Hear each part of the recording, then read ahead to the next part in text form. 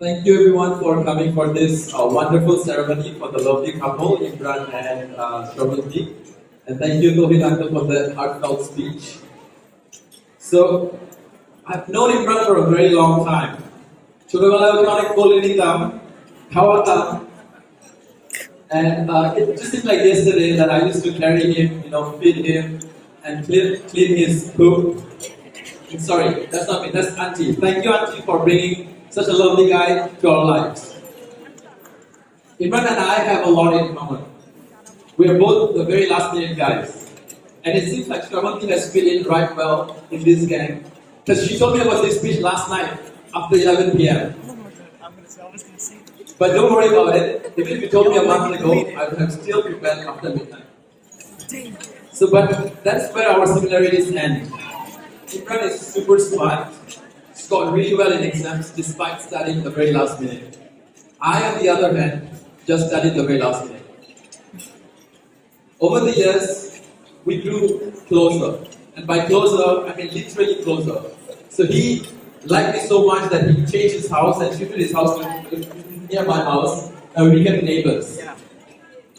Then my uncle, Imran's father, gave me the toughest mission to teach him Arabic. So I was his hujur for a while.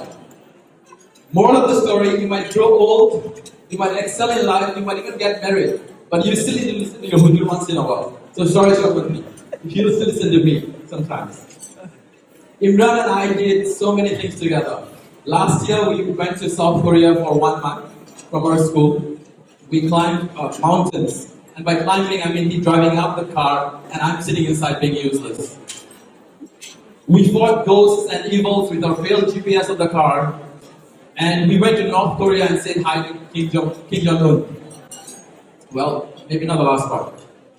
The point is, Shravanti, you might have to climb every mountain with this guy or cross every ocean with him in your journey together. But I've done the hard work and pilot tested one mountain for you, and he's pretty reliable, so you're in good hands.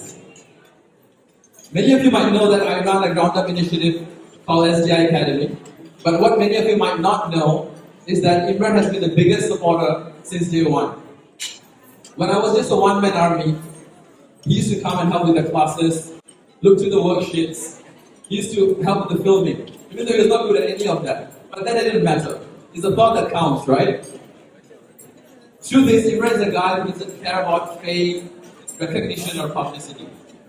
He just wants to do good when it's needed. As an entrepreneur, you're always supposed to say positive things like, yeah, we're doing good, our company's doing well. But with Imran, I never had to hide any of that. I could be raw, and he'd always ask me, what is the real situation? And I could confide in him about my struggles.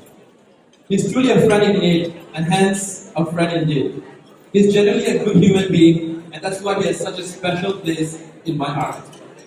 Shravanti, I'd like to thank you for bringing order in my friend's chaotic life. Now, I knew you were the one for him.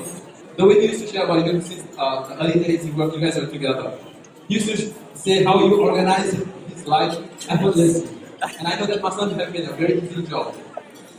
So both of you complement each other very well.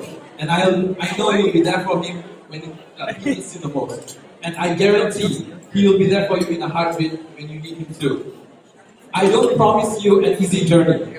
Life has different seasons, and each teaches us something new. It's the dark days of winter that makes us appreciate the sunny days of spring. And I'm an entrepreneur, and there's a famous saying that lures everybody into entrepreneurship. That is, if you love your job, you won't need to work a day of your life.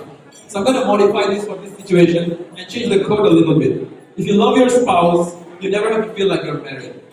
Well, that's a really bad one, but you get my point, right? There'll be moments when the strength of your bond will be tested, and it will be difficult for you to look at the bright side of things. But these are the moments you need to believe in yourselves. Believe in the genuine, true love that both of you share. Because love is larger than the sum of both of you. The goal of married life in Islam is much greater than just two people trying to live successfully together. It is the union of two souls with Allah's blessings. It is to share the religion and bring about peace, love, and security, and happiness. And having achieved this in the microcosm of your own family, then spreading to the rest of the world. Whatever challenges come your way, I know you are more than capable of overcoming them together. May Allah the Almighty gives you both the strength to overcome anything in your path and showers your marriage with His blessings and mercy. Thank you everyone. Ameen. Oh God.